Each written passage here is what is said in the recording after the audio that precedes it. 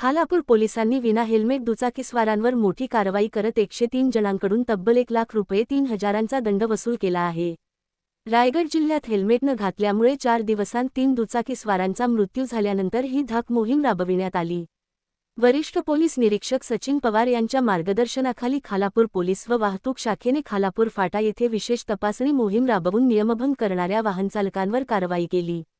Helmet न वापरल्यास अपघातात गंभीर मेंदू दुखापत आणि मृत्यूचा धोका अनेक पटींनी वाढतो। त्यामुळे स्वतःच्या आणि कुटुंबाच्या सुरक्षिततेसाठी हेल्मेटचा वापर करा, असे आवाहन पोलिसांनी केले आहे।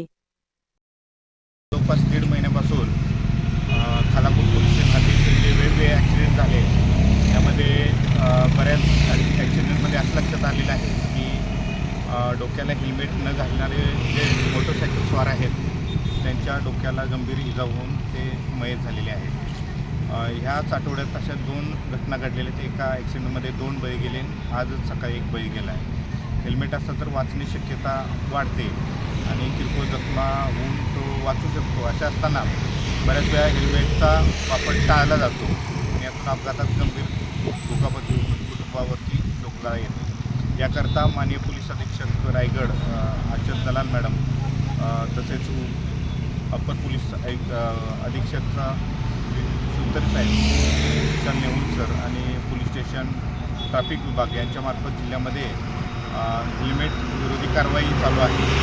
ज्या वाहनांना हेल्मेट नाही त्याच्यावर दंड आकारला जातो आहे आणि अशी कारवाई सर्व जिल्ह्यात चालू आहे। खालापूरमध्ये वेगवेगळ्या ठिकाणी वेगवेगळी वेळी आपली कारवाई चालू असून यामध्ये आम्ही आवाहन करतो की सर्वांनी हेल्मेट परिधान करावं।